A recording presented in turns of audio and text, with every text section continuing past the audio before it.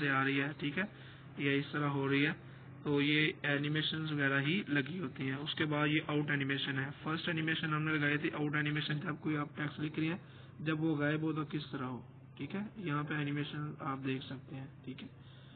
तो ये एनिमेशन वगैरह आप यूज़ कर सकते हैं, ये बहुत ही इम्पोर्टेंट है, ठीक है। उसके बाद ये इसकी ओपेसिटी वगैरह आप कम ज़्यादा कर सकते हैं इधर से, ठीक है, टेक्स्ट की। उसके बाद ये नीचे रोटेट, आप रोटेट कर सकते हैं टेक्स्ट को अपनी मर्जी से,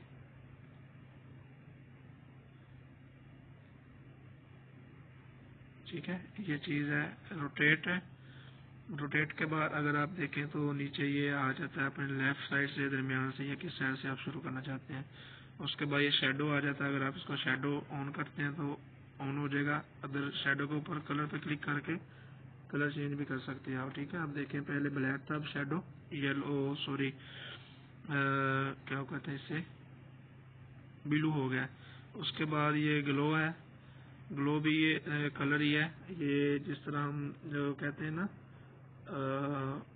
शेडो ही होता है ये भी, लेकिन अगर आप ये यूज़ करते हैं तो ये बहुत ही अच्छा लगता है अपने टेक्स्ट के जो है ना ऊपर।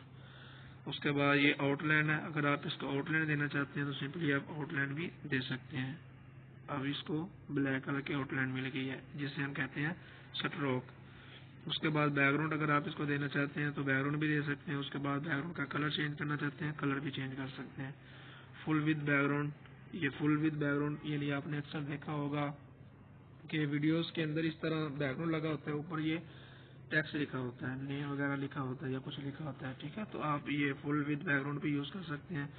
ब्लेंडिंग आप इधर से यूज़ कर सकते हैं। ब्लेंडिंग के अंदर कुछ इन्होंने आपको बिल्कुल फ्री दी है, कुछ प्रीमियम होंगे, ठीक है, उसके लिए आपको पे करना पड़ेगा। बाकी इसके अंदर तो तकरीबन सारे ही फ्री हैं, तो आप ये यूज़ कर सकते हैं।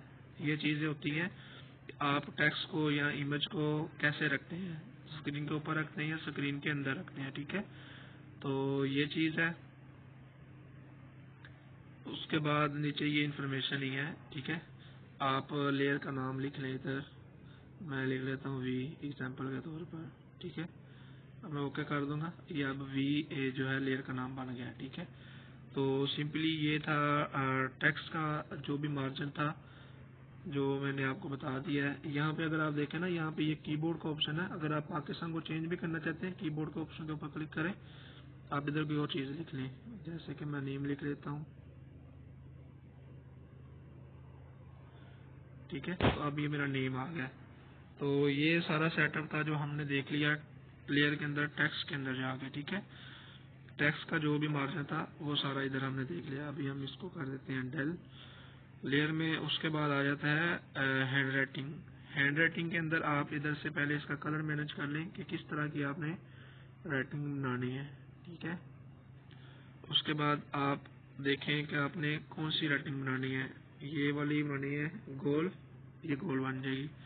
आपने बनानी है डिब्बे नुमा, तो डिब्बे के ऊपर क्लिक करेंगे, जितनी आप बनाते जाएंगे उतनी बनेगी। कि ये याद रखिएगा, एक बार उसे क्लिक करके जितना आप बनाना चाहते हैं बना लें, अगर दोबारा उसके छोड़ के बनाएंगे ना तो ये न्यू लेयर बनना शुरू हो जाएगी, ठीक है।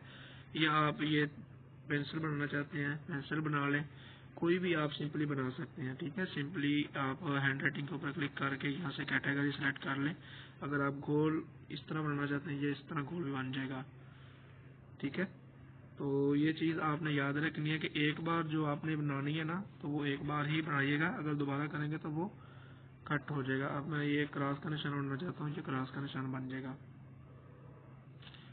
ये चीज़ है हैंड राइटिंग के बाद। ये नीचे आ जाता है कि आप इसे